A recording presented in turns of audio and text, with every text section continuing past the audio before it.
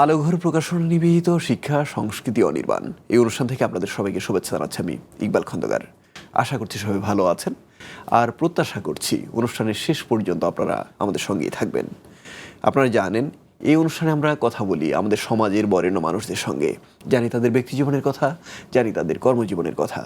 তারই ধারাবাহিকতায় আজ আমরা যার সঙ্গে কথা বলবো তিনি রোকেয়া বেগম শেফালী। তিনি নির্বাহী পরিচালক এইড কুমিল্লা। কেমন আছেন আপনি? জি ভালো আছি, আপনি কেমন আছেন? ভালো আছি। যে প্রতিষ্ঠানের নাম বললাম এইড কুমিল্লা, সারা দেশের মানুষ একটা বিষয়ে সবাই জানবেন এমন কোনো কথা নেই। অনেকেই অনেক কিছু জানেন, হয়তো কারো কারো মনোযোগ সেদিকে না থাকতে পারে, তিনি নাই জানতে পারেন প্রতিষ্ঠানটি সম্পর্কে। আপনার মুখ থেকে একটু জানবো প্রথমেই এইড কুমিল্লা সম্পর্কে। আমি প্রথমেই এইড কুমিল্লা সম্পর্কে বলি। আমার আসলে অর্গানাইজেশন নাম এইড কুমিল্লা থেকে একটা ছোট্ট নাম আমরা করেছি, কিন্তু ব্যক্তিগতভাবে এই অর্গানাইজেশনের নাম হলো association for integrated development Comilla. তো যেহেতু আমি আমার অর্গানাইজেশনটা কুমিল্লা থেকে শুরু করেছি, সেজন্য আমি আমার নামটা কুমিল্লা নামটা আমার এখানে আছে। তা আমরা সারা বাংলাদেশেই চেষ্টা করি কাজ করার জন্য, যখন আমরা সুযোগ থাকে তখন আমরা কাজ করি। কিন্তু আমরা 1995 সাল থেকে কুমিল্লা থেকে আমাদের এই অর্গানাইজেশনের যাত্রা, এবং কুমিল্লা আমরা কুমিল্লার বস্তি এলাকাতে আমরা কাজ শুরু করি। পরবর্তীতে আমরা বিভিন্ন গ্রামে কাজ শুরু করি। আমাদের প্রথমেই উদ্দেশ্য ছিল যে আসলে আমরা কুমিল্লাতে যখন আমি কাজ শুরু করি তখন আমরা দেখেছি যে কুমিল্লাতে আসলে তেমন একটা নারী নেতৃত্বের বা নারী প্রধান কোনো সংস্থা তেমন একটা ছিল না। এবং আমাদের তখন একটা চিন্তা ছিল যে আমরা কুমিল্লা শহরের বস্তিতে আমরা সার্ভে করে দেখেছি যে আসলে নারীদেরকে তাদের সঙ্গে থাকার বা তাদেরকে সাহায্য করার এই ধরনের কোনো পরিবেশ তখন ছিল না। তা আমরা শুরু করি এইড কুমিল্লার যাত্রা। আমরা 95 সাল থেকে শুরু করি। আমাদের ইচ্ছা ছিল যে আমরা কুমিল্লা বস্তি এলাকাতে বা আমরা যে এলাকাতে কুমিল্লার জনগণের জন্য যারা অসহায় দরিদ্র জনগণ, তাদেরকে আমরা কিভাবে তাদেরকে বিভিন্ন ধরনের কলা কৌশল বা কিভাবে তারা তাদের নিজেদের জীবনযাপন করবে, তাদের কিভাবে তারা শিক্ষাটা পাবে এবং তাদের সন্তানরা কিভাবে ভালো থাকবে, এই উদ্দেশ্য নিয়ে কিন্তু আমাদের যাত্রা শুরু 95 সালে। আচ্ছা, এখন আপনাকে আমরা একেবারে প্রস্তুত যখন আপনি কাজ করার জন্য সেখান থেকে পেয়েছি বা সেখান থেকে আমরা কথা শুরু করেছি, কিন্তু যখন আপনি প্রস্তুত ছিলেন না, ছোট মানুষটি ছিলেন, সেই জীবনটা সম্পর্কে জানা হয়নি। আপনার শৈশব কৈশোর সম্পর্কে একটু জানবো। আচ্ছা, ধন্যবাদ আপনাকে। আমার আসলে শৈশব কৈশোর কেটেছে, আমার বাবা আর্মিতে জব করতেন, চাকরি করতেন, সেই সুবাদে আমরা ক্যান্টনমেন্টে আমাদের শৈশব কৈশোর আমার সব ওইখানেই, আমরা ঢাকা ক্যান্টনমেন্টে। তা আমি বেসিক্যালি ঢাকা ক্যান্টনমেন্টে, ওখানে আব্বা যেখানে চাকরি করতেন সেখানে আমাদের বাসা ছিল, সেখানে আমরা ছিলাম। এবং আমি কুমিল্লা ঢাকা রমেশদিন স্কুলের স্টুডেন্ট। আমি রমেশদিন স্কুল থেকে পড়ালেখা করছি। মাঝখানে আমরা কুমিল্লা 2 বছরের জন্য গিয়েছিলাম। আমরা ফরিদা বিদ্যায়তনে 1 বছর পড়েছি, জাঙ্গাইলে স্কুলে 1 বছর পড়েছি কুমিল্লাতে, কিন্তু আমার আমার মেট্রিক পর্যন্ত আমার ঢাকাতে পড়ালেখা হয়েছে। তা আব্বার চাকরির সুবাদে আব্বা যখন যেখানে গেছে তখনই আমরা সেখানে যে পড়ালেখা করেছি, এবং ইন্টারমিডিয়েট আমি কুমিল্লা আবার রিটার্ন ব্যাক করেছি। আমার আব্বার চাকরি তখন শেষ। আমরা কুমিল্লা ওমেন্স কলেজ থেকে আমি ইন্টারমিডিয়েট পাস করেছি। তো আমার ইন্টারমিডিয়েট করার পরে আমার আসলে বেশি ব্যক্তিগতভাবে আমার বিয়ে হয়ে যায়, আমার অল্প বয়সে বিয়ে হয়েছে। কিন্তু পরবর্তীতে আমি ব্যাচেলর বিজনেস স্টাডি করি, আমি পড়ালেখা করে ল শেষ করি, এটা আমার বিয়ের পরে। কিন্তু আমার বিয়ে হয়ে যায় আমার আসলে অনেক ছোট বয়সে। তা আমার এই লাইফ মানে বাল্যকালটা আমার এইভাবে। এবং আমার আব্বার সঙ্গে যেহেতু আর্মিতে ছিলাম, একদম খুব ডিসিপ্লিনের মধ্যে আমরা কিন্তু বড় হয়েছি। আমরা ডিসিপ্লিন ছাড়া কোনো কিছু আছে এই জীবনে আমরা মেট্রিক পর্যন্ত জানতামই না। আপনার বাবা মা যে মানুষগুলো আপনাকে ছোটবেলা থেকে একবার বড়বেলায় পর্যন্ত নিয়ে এসেছেন, তারপর বিয়ের সুবাদে আরও একজন মানুষ আপনার সঙ্গে যুক্ত হলো, এই সবগুলো মানুষ আপনাকে কতটা সহায়তা করছে আপনার কাজে? আমি যদি বলি, আমাকে আসলে 100% সবাই সহযোগিতা করেছে। কারণ হলো আমি আমার শ্বশুর-শাশুড়ির কাছ থেকে কোনো ধরনের বাধা পাইনি, এবং আমার বাবা মার কাছ থেকে কোনো ধরনের বাধা পাইনি। বরঞ্চ সবাই চেষ্টা করেছে যে কিভাবে আমাকে সহযোগিতা করা যায়। কারণ আমি যখন অর্গানাইজেশন শুরু করি তখন আমার আসলে ছেলে বা দুটো আমার ছেলে আমার ছোট ছিল। আমি আমার বাবা মার কাছেই রেখেই আমি আমার কাজটা শুরু করি। তো ওরা আমাকে যথেষ্ট সাপোর্ট করেছে আমার আজকে এই জায়গার আসার পিছনে, এবং আমি মনে যদি বলি আমার হাজব্যান্ড তারই আসলে মূল প্রেরণা এবং তারই যত উৎসাহের জন্যই আমি কিন্তু আজকে এই জায়গায়, ওর সবচেয়ে বড় ভূমিকা, ওর ভূমিকাটা অনেক বেশি ছিল। এবং আমি ব্যক্তিগতভাবে আসলে আমি কোনো অর্গানাইজেশনে কাজ করি নাই। আমি প্রথম আমার বিয়ের পরে আমার 95-এ যখন অর্গানাইজেশন করি তখন আমি আমার হাজব্যান্ডের অনুপ্রেরণায় আমি তখন অর্গানাইজেশনে হাল ধরেছি, কিন্তু সে যেহেতু অন্য জায়গায় জব করতো আমি অর্গানাইজেশনটা হাল ধরলাম। আপনাদের নানা রকম কাজ, প্রত্যেকটা কাজের উদ্দেশ্য মানুষের সেবা করা, মানুষের পাশে দাঁড়ানো। অবশ্যই। কিছুটা শুনলাম যে কি কি কাজ করেন, কিন্তু অনেকগুলো এখনো শোনা বাকি, বিশেষ করে রোহিঙ্গা প্রসঙ্গ। রোহিঙ্গাদের নিয়ে আপনারা কি ধরনের কাজ করছেন, যদিও আমরা কিছুটা জানি, কিন্তু দর্শকদের জানানোর উদ্দেশ্য। আচ্ছা, ধন্যবাদ আপনাকে। আমরা আসলে রোহিঙ্গাতে আমরা 2021 সাল থেকে নিয়ে আমরা কাজ শুরু করি। আমাদের প্রথম কাজ ছিল, আমরা আসলে ওইখানে সবচেয়ে বেশি যেটা আমরা জেন্ডার বেসড ভায়োলেন্স নিয়ে এবং প্রোটেকশন নিয়ে আমরা কাজ করি, যে আসলে নারীদেরকে কিভাবে বিভিন্ন ধরনের সহিংসতা থেকে তাদেরকে রক্ষা করা যায়। আমাদের প্রথম উদ্দেশ্য ছিল যে আসলে ওইখানে অনেক ছোট ছোট মেয়েদের বিয়ে হয়ে যাচ্ছে এবং তারা অল্প বয়সে বিয়ে হয়ে যাওয়ার পরে তারা শারীরিকভাবে অসুস্থ হয়ে যাচ্ছে, তারা বিভিন্ন ধরনের রোগের শিকার হচ্ছে, পাশাপাশি তাদের সন্তানরাও বিভিন্নভাবে অসুস্থ হচ্ছে। তা আমরা চেষ্টা করছি যে আমরা কিভাবে এই মেয়েদেরকে রক্ষা করা যায়, তাদেরকে কিভাবে বিভিন্ন ধরনের আমরা সচেতনমূলক কর্মসূচিগুলো কাজ করি এবং তাদের সঙ্গে তাদের গার্জিয়ানদের সঙ্গে আমরা তাদের গার্জিয়ানদেরকে বোঝানোর চেষ্টা করি যে অল্প বয়সে মেয়েদেরকে যেন বিয়ে না দেয়। বিয়ে দেওয়ার পরে তাদের কি প্রবলেমগুলো হয়, কি সমস্যাগুলো হয়, সেটাও তাদের কাছে চেষ্টা করি তাদের কাছে বোঝানোর জন্য। শুধুমাত্র ওই কিশোরী বা তার নারীদেরকে না, মাদেরকে না, পাশাপাশি তার বাবা, তার পরিবারের অন্য অন্য সদস্য যারা আছে তাদের সঙ্গে আমরা কাজ করি। ওইখানে আমরা তাদেরকে, নারীরা যেন মানসিক যায়, আমরা জানি যে রোহিঙ্গা ক্যাম্পে তারা মায়ানমার থেকে নিয়ে আসে, তারা মেন্টালি তারা আসলে একটু ডিস্টার্বে আছে, তারা মানসিকভাবে যেন তারা ভালো থাকতে পারে সেটিও নিয়েও আমরা তাদের সঙ্গে কাজ করি। তারা যেন অন্ততপক্ষে যে যতদিনই আমাদের এখানে থাকুক না কেন তারা যেন মেন্টালি ভালো থাকে, তারা পরিবার নিয়ে, আমাদের যে পরিবেশ তাদের পরিবেশ এবং আমাদের পরিবেশ একরকম না, এই পরিবেশের সঙ্গে তারা যেন নিজেরা খাপ খাওয়া নিতে পারে, এই জন্যই তাদের সঙ্গে আমরা ওয়েলবিংয়ের কাজগুলো আমরা করে থাকি তাদের সঙ্গে। আপনার কথা মাত্র শুরু হয়েছে বলছি এই জন্য এত এত কাজ আপনাদের, কোনটা রেখে কোনটা নিয়ে কথা বলবো। রোহিঙ্গাদের নিয়ে কথা খানিকটা আমরা শুনলাম, তাদের নিয়ে যে কাজগুলো আপনারা করেন। তবে এই অনুষ্ঠানের নাম যেহেতু শিক্ষা সংস্কৃতি অনির্বাণ, সেখানে কিছু বিষয় তো থাকেই আমাদের অনুষ্ঠানের সঙ্গে রিলেটেড কিনা সেই বিষয়টা প্রশ্ন থেকেই যায়। শিক্ষা দিয়েই শুরু করি আমরা। শিক্ষাটা আপনাদের সঙ্গে কিভাবে জড়িত? আমি যদি বলি যে আসলে আমাদের যতগুলা প্রকল্প আছে বা যতগুলো কম্পোনেন্ট আছে সবগুলোর সঙ্গেই আমাদের শিক্ষাটা জড়িত। কারণ হলো আমরা যদি যেই কাজগুলো রোহিঙ্গা ক্যাম্পে করছি সেগুলো কিন্তু আমাদের একটা শিক্ষা, এটা তাদেরকে লার্নিং দেওয়া যে তোমরা এইভাবে কাজটা করো, সেটা শিক্ষার সঙ্গে জড়িত। পাশাপাশি আমরা যেহেতু আমরা বিভিন্ন ধরনের অ্যাওয়ারনেস প্রোগ্রামগুলো করি, আমাদের সংস্থা 95 সাল থেকে এই পর্যন্ত আমরা কিভাবে একটা মানুষ সুস্থ থাকতে পারে, তাকে হেলথ সার্ভিস দেওয়া, তার এডুকেশন সার্ভিস দেওয়া, তার ওয়াটার স্যানিটেশন সার্ভিস দেওয়া এবং বিভিন্ন ধরনের আমরা আইজিএ প্রোগ্রামগুলো করি, অ্যাওয়ারনেস প্রোগ্রামগুলি, প্রতিটির সঙ্গেই আমাদের শিক্ষাটা জড়িত। কারণ হলো আমরা তাদেরকে অ্যাওয়ারনেস করি আমরা বিভিন্ন শিক্ষার মাধ্যমে। যদি স্বাস্থ্যের কথা বলি, আমরা তাদের সঙ্গে স্বাস্থ্য নিয়ে যখন কথা বলি তখন তাদেরকে কিন্তু সাধারণ যে মানুষের রোগগুলো হয় এই রোগগুলোকে প্রতিরোধ করার জন্য তাদের কী ধরনের তারা কিভাবে তারা নিজেরা ব্যবস্থা নেবে সেগুলো তাদেরকে আমরা শিক্ষা দিই। কারণ আমাদের কথাই হলো যে তাদেরকে যদি আমরা শিখাইতে পারি, ওই একটা মানুষকে যদি তার ফ্যামিলি মানুষদেরকে যদি শিখাইতে পারি, সে পুরা ফ্যামিলিটাকে সে কিন্তু মেনটেন করতে পারবে, যে তাদেরকে তাদের পুরো ফ্যামিলিকে তারা কিভাবে তারা চলাফেরা করবে, কিভাবে তারা ভালো থাকবে, সেই জিনিসটা তারা জানতে পারবে।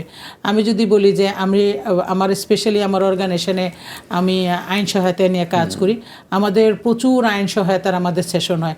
এই সেশনের মধ্যে একটা যদি পরিবারে তার কোনো ধরনের যদি পারিবারিক সমস্যা হয় বা তার যদি কোনো ধরনের জমি সংক্রান্ত সমস্যা হয়, এই সমস্যাগুলো হইলে পরে তাকে কি করা উচিত, কিভাবে তার কোন জায়গায় যাওয়া উচিত, প্রতিটি জিনিসই তাদেরকে আমরা অ্যাওয়ারনেস মাধ্যমে চেষ্টা করি শেখানোর জন্য। তা আমি মনে করি যে শিক্ষার সঙ্গে আমাদের অর্গানাইজেশনের প্রতিটি কাজই একটা মানে ইন্টার রিলেটেড আছে। এই জন্যই তাদেরকে আমরা, আমাদের উদ্দেশ্য হলো মানুষকে অ্যাওয়ারনেস করা, তাদেরকে শেখানো।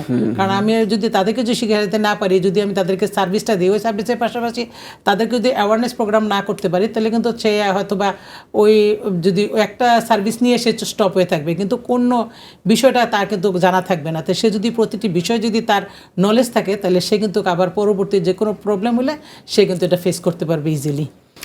একদম। আসলে আমরা কিছু শিখি পাঠ্য বই থেকে, কিছু শিখি গল্প উপন্যাস থেকে, আর কিছু শিখি একেবারে বাস্তব জীবনে নানা রকম ব্যবহারিক কার্যক্রম থেকে। তো আপনারা মনে হয় সেই শিক্ষাটার উপরে গুরুত্ব দিচ্ছেন। অবশ্যই। আচ্ছা, এখন শিক্ষার উপর গুরুত্ব হয়তো দেওয়া যায়, কিন্তু ছাত্ররা বা যারা শিখবে, শিক্ষার্থী, তারা কতটা মনোযোগী সেটা একটা বিষয়। আপনারা যে বিষয়গুলো শেখান, এই বিষয়গুলোর প্রতি কতটা আগ্রহ মানুষের আসলে? আমি যদি মনে করি যে আসলে মানুষ কোনো অবস্থাতে কেউই, আমরা লেখাপড়া করি, আমরা স্কুলে যাই, আমরা 100% কেউ কিন্তু সফল হতে পারি না, বা 100% কেউ কিন্তু শিখে না। কিন্তু যারা চেষ্টা করে শেখার জন্য, তারা কিন্তু এটাকে গ্রহণ করে এবং গ্রহণ করে এটাকে কাজে লাগায়। এবং আমি যদি বলি যে আমি যখন আমি অর্গানাইজেশন শুরু করি, আমি 2000 সাল থেকে নিয়ে আমি এসিড ভিকটিম নিয়ে কাজ শুরু করি। এবং কুমিল্লাতে যেহেতু প্রচুর পরিমাণে এসিড থ্রোয়িং হইতো এবং কুমিল্লাতে 8ম অবস্থান ছিল, তখন আমরা সারা কুমিল্লাতে আমরা চেষ্টা করছি, শুধুমাত্র আমরা না, আমাদের লোকাল অ্যালাইড পারসন, বিভিন্ন ধরনের লোকজন নিয়ে, টিচার, শিক্ষক, বিভিন্ন ধরনের গভর্নমেন্ট, নন গভর্নমেন্ট, পলিটিক্যাল, সাংস্কৃতিক লোকজনকে নিয়ে আমরা চেষ্টা করছি অ্যাওয়ারনেস করার জন্য। এবং আমি সত্যি কথা, আমি নিজেকে প্রাউড ফিল করি যে এখন কিন্তু কুমিল্লাতে আসলে এসিড এইভাবে আর থ্রোয়িং হয় না, এবং মানুষ কিন্তু অবশ্যই শিখছে, এটাকে কাজে লাগাচ্ছে। এবং এইটার বিষয়ে যে আমি স্বর্ণকারদের সঙ্গে যখন কথা বলছি, তাদেরকে বলছি যে আপনারা কোনো অবস্থাতে এসিড মিস ইউজ করতে পারবেন না, এবং তারা কিন্তু এই জিনিসটা মানাতেই কিন্তু এখন পর্যন্ত আমাদের কুমিল্লাতে কিন্তু এসিড ভিকটিম এখন কম, যারা আগে ছিল তারা আছে, কিন্তু এখন কিন্তু এসিডের যে সহিংসতা সেটা কিন্তু অনেক কমে গেছে। তা আমি মনে করি যে আসলেই তারা এটা গ্রহণ করেছে বিদায়ী এই জিনিসটা কমে আসছে। আরেকটা বিষয়, আমাদের অনুষ্ঠানের নামেই আছে সংস্কৃতি। এখন সাংস্কৃতিক কার্যক্রম কি কোনোভাবে আছে সম্পৃক্ত আপনাদের কাজের সঙ্গে? আমাদের কাজের সঙ্গে সাংস্কৃতিক সম্পর্ক আছে। কারণ হলো, যখন আমি যে কোনো জায়গায় অ্যাওয়ারনেস প্রোগ্রামটা করি, তখন আমরা কিন্তু চেষ্টা করি তাদেরকে বিভিন্ন ধরনের গান, বিভিন্ন ধরনের নাটক, তাদের মাধ্যমে তাদেরকে আমাদের অ্যাওয়ারনেস করার জন্য। এবং কারণ হলো যে আসলে অনেক সময় মানুষে বলার থেকে তারা অভিনয়টা বা গানটাকে তারা মানুষ কিন্তু সবচেয়ে বেশি এটা গ্রহণ করে। তো যখন আমরা এই কাজটা করি, তখন কিন্তু অনেক মানুষ এই জিনিসটা দেখে এবং তারা ওখান থেকে শিখার যে জিনিসটা, আমরা যখন যে কোনো নাটক যদি করি, নাটক করার পর তাদের কাছ থেকে আমরা জিজ্ঞেস করি পরবর্তীতে যে ওনারা আসলে এখান থেকে কী শিখতে পারছে। তো তখন দেখা যায় যে আসলে ওই নাটকটা বা গানটাকে তারা বেশি মূল্যায়ন করে। তো আমরা চেষ্টা করি যে এটার মাধ্যমে করার জন্য। এবং আরেকটা জিনিস হলো, আমি যখন রোহিঙ্গা ক্যাম্পে কাজ করছি, আমি ওইখানে দেখেছি যে মেয়েরা অনেক প্রতিভা আছে, কিন্তু তারা প্রতিভাটা দেখানোর সুযোগ থাকে না। এবং আমরা তাদেরকে বিভিন্নভাবে তাদেরকে যদি মোটিভেশন দিই, এবং তারা নিজেরাই বিভিন্ন ধরনের নাটক তৈরি করে, নিজেরা নাটকগুলো আমাদের সামনে উপস্থাপন করে, অনেকের সামনে উপস্থাপন করে, সেটাও আমি মনে করি যে তারা যখন উপস্থাপন করে, তারা নিজেরাও এটা আনন্দ পায়, এবং পাশাপাশি যারা দেখে তারাও অনেক কিছু এখান থেকে শিখতে পারে। আসলে যখন এই বিষয়গুলো তাদের সামনে উপস্থাপন করা হয়, তখনই কিন্তু বোঝা যায় যে আপনাদের কাজের যে সুফলটা খুব কাছ থেকে সেই সাড়াটা যখন পাওয়া যায়, এতে যেটা হয় যে নানা বয়সী মানুষের মধ্যে একটা সচেতনতা আসে। আর তবু যদি আলাদা করে বলি, হয়তো অনেক বিষয়ে আপনাদের প্রাপ্তবয়স্কদের সঙ্গে জড়িত, বিবাহ বিচ্ছেদ বা এই ধরনের কাজগুলো, তবু তো শিশুদের নিয়েও কাজ থাকে আপনাদের। শিশুরা তো নানা রকম সহিংসতার শিকার হয়। মূলত কোন বয়সীদের জন্য আপনাদের কাজ বেশি? আমাদের আসলে সব ধরনের বয়সী কাজ বেশি, কারণ আমাদের আমরা অর্গানাইজেশন শুরু থেকে আমরা চাইল্ড এডুকেশনের কাজটা শুরু করেছি। যেহেতু চাইল্ড এডুকেশন 1 থেকে 5 পর্যন্ত আমরা স্টুডেন্টদেরকে চেষ্টা করে পড়ানোর জন্য, এবং পরবর্তীতে আমরা তাদেরকে বিভিন্ন স্কুলে 6-এ আমরা স্কুলে দিয়ে দিই। তো যেহেতু আমি চাইল্ড এডুকেশনের কাজটা করি, আমি মনে করি যে আমার একদম ছোটোবেলার থেকে যারা বয়স 4-5 বছর বয়স, তাদের থেকে নিয়ে আমরা কাজ করা শুরু করি। আমরা আপনার কথা শুনছি, কিন্তু মাঝখানে আরেকটা প্রসঙ্গ, সেটা হচ্ছে আমাদের যারা পৃষ্ঠপোষক আলোঘর প্রকাশনা, তারা একটা কাজ করে। দেশের প্রত্যন্ত অঞ্চলে যেসব অঞ্চলের ছেলেমেয়েরা খুব সহজে বই পায় না, বিশেষ করে পাঠ্য বইয়ের বাইরের বই, গল্প, উপন্যাস ইত্যাদি, তাদের কাছাকাছি তারা বই নিয়ে যান বইমেলার মাধ্যমে। অর্থাৎ ওই সব এলাকার স্কুল যেগুলো আছে সেসব জায়গায় তারা বইমেলা করেন। তাদের কাছে বই পৌঁছে দেওয়ার এই যে কার্যক্রম, এটাকে আপনি কিভাবে দেখেন? আমি আসলে জানি আলোঘর প্রকাশনের সম্পর্কে, এবং ওনারা বইমেলা করেন সেটাও আমি জানি। আমি সত্যি এটা খুবই প্রশংসা করি যে আমি জানি ওনারা বছরে প্রায় 400-500 জায়গায় বিভিন্ন ওই স্কুলগুলোতে, শুধু সারা বাংলাদেশের বিভিন্ন স্কুলগুলোতে চেষ্টা করেন। আমি অবশ্যই দিশাকে এই জন্য ধন্যবাদ জানাই যে আমাদের ওনার নির্বাহী পরিচালককে, যে ওনার এই উদ্যোগটা আসলে প্রশংসাযোগ্য। এবং আমরা মনে করি যে এটার মাধ্যমে যদি আমাদের সরকাররাও যদি এগিয়ে আসতো, তাহলে হয়তো বা আমরা আরও প্রত্যন্ত অঞ্চলগুলোতে আমরা এই মেলাগুলা করে আমরা তাদের বই স্টুডেন্টদের সামনে নিয়ে যেতে পারতাম।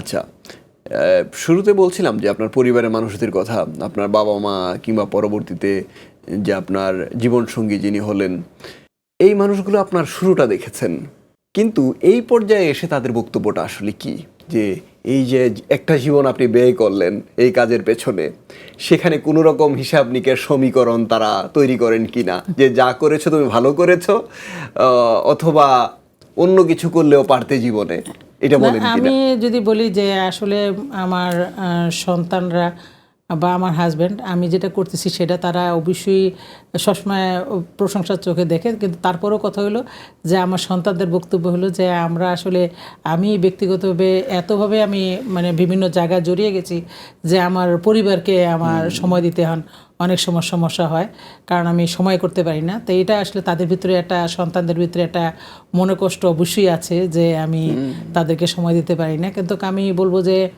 যতটুকু চেষ্টা করি সময় দেওয়ার জন্য, কারণ আমি অর্গানাইজেশন করি, পাশাপাশি আমি কিন্তু বিভিন্ন, যে 31 বছর আমার অর্গানাইজেশন চলতেছে, আমি বিভিন্ন সামাজিক সংগঠনের সঙ্গেও সম্পৃক্ত, শুধু কুমিল্লা না, এবং ঢাকাতেও অনেক জায়গায় অনেক কাজে আমাকে আসতে হয়, বিভিন্ন কমিটিতে আছি। তো এইগুলো করতে চাই আসলে আমি পরিবারকে সময়, আমি বলি যে আমাকে আরও দেওয়া উচিত, কিন্তু আমি দিতে পারি না, এটা আমার একটা দুঃখ আমার আছে। জীবনের এই পর্যায়ে এসে যদি আপনার পরিকল্পনার কথা জানতে চাই, যতটুকু পরিকল্পনা করেছিলেন ততটুকু কি ঠিকঠাক করতে পেরেছেন আপনার মনে হয়? আর ভবিষ্যতের পরিকল্পনাটা কি? আমি যদি বলি যে আসলে আমার, যখন আমি কাজ শুরু করি তখন আমার পরিকল্পনা ছিল না, যেটা সত্যি কথা, কিন্তু কাজ করতে করতে যে পরিকল্পনাগুলো তৈরি হয়েছে, এবং পরিকল্পনা তৈরি হওয়াতে আমি দেখেছি যে আমি আসলে যদি হিসাব মিলাই, আমি যথেষ্ট কাজ করার সুযোগ পেয়েছি এবং কাজ করেছি, কিন্তু তারপরেও মনে হয় যে আমি কিছুই করিনি। কারণ হলো যে আমার একটা খুব ইচ্ছা যে আমাদের দেশের নারী এবং যারা মেয়ে শিশু আছে তাদেরকে অন্ততপক্ষে নিরাপদে আমি রাখতে চাই। এই নিরাপদে রাখার জন্য আমি আমার চতুর্পাশে যারা আছে তাদেরকে চেষ্টা করি রাখার জন্য, কিন্তু সারাক্ষণ তো আমি পারি না, সবার জন্য আমি পারি না। তা আমার কাছে মনে হয় যে আমার আরও বেশি কাজ করা উচিত, যেটা নাকি আমার দেশের যে নারী এবং শিশুরা যারা আছে তাদেরকে আমি যেন আরও সাপোর্ট দিতে পারি এবং তাদেরকে যেন আরও এগিয়ে নিতে পারি, সেটা আমার খুব ভবিষ্যৎ পরিকল্পনা আছে। আমি জানি না কতটুকু করতে পারবো, কিন্তু আমি যতক্ষণ চেষ্টা করব কাজ করার জন্য, আমি তাদেরকে যেন এগিয়ে নিতে পারি, এটা আমার ভবিষ্যৎ পরিকল্পনা বা আমার ইচ্ছা। আচ্ছা, ভবিষ্যৎ পরিকল্পনা শুনে ফেললে তারপর আর তেমন কোনো প্রশ্ন করার থাকে না, বা প্রশ্ন করা উচিতও না। তবু একটা বিষয় যাতে দর্শক নিশ্চিত হন, যে আপনারা যে সেবাগুলো দেন সেগুলো একেবারে বিনামূল্যে, কারো কাছ থেকে কোনো রকম অর্থ নেওয়া হয় না, এই বিষয়টা একটু শুনবো। আচ্ছা, আমি আসলে যখন আমাদের আসলে অর্গানাইজেশনগুলো কাজগুলোই এই ধরনের, কিন্তু আমি যেহেতু আমি ইন্টিগ্রেটেড ওয়েতে কাজ করি, কিন্তু আমার অর্গানাইজেশনে একটা কাজ আছে, স্পেশাল কাজ, যেটা হলো আমি আইনি সহায়তা দিয়ে থাকি নারীদেরকে, এবং তাদেরকে আইনি সহায়তার পাশাপাশি তাদেরকে সালিশ করা এবং তাদের সঙ্গে মেডিয়েশনের কাজগুলো করে থাকি। কারণ আমি 2000 সাল থেকেই আমার নিজে উদ্যোগে আমি আমার 2 জন লয়ারের মাধ্যমে আমি চেষ্টা করি যে আমার এখানে যদি কোনো নারী বা কোনো শিশু বা অথবা কিশোরী যদি আমার এখানে কোনো নির্যাতনের সহিংসতার শিকার হয়, শিকার এসে যে আমাদের কাছে যদি কমপ্লেন করে থাকে, তাদেরকে আমরা চেষ্টা করি প্রতি শনিবার দিন তাদেরকে সালিশের মাধ্যমে সমস্যা সমাধান করার জন্য। যদি আমরা করতে পারি তাহলে আমরা করি, আর যদি না করতে পারি আমরা পরবর্তীতে আমরা যেমন গভর্নমেন্টের লিগ্যাল এইড সার্ভিস আছে, এখন আগে ব্লাড ছিল, ওই সমস্ত জায়গা বা আমাদের নিজেদের লয়ার আছে, তাদের মাধ্যমে তাদেরকে আইনি সহায়তাটা দেওয়া। এবং এইটা আমরা যে কাজ করি আমি 2000 সাল থেকে নিয়ে এই পর্যন্ত করছি, সেটার জন্য কিন্তু আমার কোনো আলাদা কোনো টাকা পয়সাও নাই বা আমার কোনো ফান্ডও নাই। সেটা আমার অর্গানাইজেশনের আমরা যেহেতু মাইক্রোক্রেডিটে কাজ করি, আমার অর্গানাইজেশনে কিছু সার্ভিস চার্জ আছে, ওই সার্ভিস চার্জের মাধ্যমে আমরা তাদেরকে সার্ভিসটা দিয়ে থাকি। এবং আমার 2000 সাল থেকে আমি সার্ভিসটা এখন পর্যন্ত বিনা পয়সায় দিতেছি। আমি কারোর কাছ থেকে কোনো ধরনের যারা আমার কাছে আছে সহিংসতা শিকারে, তাদেরকে আমরা কোনো ধরনের তাদের কাছ থেকে আমরা টাকা পয়সা নিই না। কিন্তু তাদেরকে যদি কোনো জায়গায় যাওয়া লাগে বা স্বাস্থ্য বিষয়ে যদি যাওয়া লাগে, তাদেরকে যদি সহযোগিতা করা লাগে, আমাদের যারা সহকর্মী আছে তারা তাদেরকে সার্ভিসটা দিয়ে থাকে। আমি শুধু আপনাকে একটা তথ্য দিতে পারি যে আমি এই পর্যন্ত যদি 1 বছরের তথ্য দিই, আমি প্রায় 1 বছরে আমরা আইনি সহায়তার মাধ্যমে আমরা প্রায় 1 কোটি টাকার মতন আমরা নারীদেরকে আমরা তাদের যে কাবিননামার টাকাটা আছে সেটা তাদেরকে ফেরত দিতে পেরেছি। এবং আমাদের অনেক নারীদেরকে তাদের যে সংসার ভেঙে গেছে, এই সংসারগুলোকে আমরা ভেঙে যাওয়ার উপক্রম হয়েছে, তাদেরকে আমরা চেষ্টা করেছি সংসারগুলো জোড়া লাগানোর জন্য। এটা তাদের এইগুলা যে কাজগুলো করছি সেটার মধ্যে একটা মানসিক একটা আত্মতৃপ্তি আছে। কারণ আমি মানুষের যদি ভালো চিন্তা করি, যখন তারা একত্রে হয়ে যায়, যে স্বামী স্ত্রী যারা তাদের ভুল বুঝে ভুল সংশোধন করে না নিজেরা যখন একত্র হয়ে যায়, তাদের ভিতরে যে আনন্দ, তারা অনেক সময় আমাদের এইখানে এসে কাঁদে, অনেক সময় আমাদের এখানে আনন্দ করে হাসি মুখে চলে যায়, তখন আমাদের কাছে কিন্তু এই যে হাসি দিয়ে চলে গেল অফিস থেকে বেরিয়ে তার পরিবার সন্তান নিয়ে, সেটাই আমাদের মনে করি আমাদের অর্গানাইজেশনে অনেক বিরাট একটা প্রাপ্তি। অনেক ধন্যবাদ আপনাকে। এত কাজ, আপনাদের সব কাজ নিয়ে কথা বলা হলো না, অন্য কোনো দিন কথা হবে। আপনার জন্য অনেক অনেক শুভকামনা, আপনার প্রতিষ্ঠানের জন্য শুভকামনা। ভালো থাকবেন আপনি। আমি আলোগড় প্রকাশনা শিক্ষা সংস্কৃতি অনিবার্যকে ধন্যবাদ জানাই এবং গাজী টিভিকেও ধন্যবাদ জানাই আমাকে এই সুযোগ করে দেওয়ার জন্য। ধন্যবাদ সবাইকে। দর্শক, এতক্ষণ আমরা ছিলাম আলোগড় প্রকাশনা নিবেদিত শিক্ষা সংস্কৃতি অনির্বাণ এই অনুষ্ঠানে। আমাদের সঙ্গে ছিলেন রোকেয়া বেগম শেফালি, নির্বাহী পরিচালক, এইড কুমিল্লা। আমরা তার কথা শুনছিলাম, তার ব্যক্তিজীবন কর্মজীবনের কথা জানছিলাম। আমরা অনুষ্ঠানের শেষ পর্যায়ে চলে এসেছি, এখন বিদায় নিব। এই অনুষ্ঠানটি প্রচার হয় প্রতি রবিবার রাত 8:30টায়, আর প্রচারিত পর্বগুলো দেখা যায় জিটিভির ইউটিউব চ্যানেলে।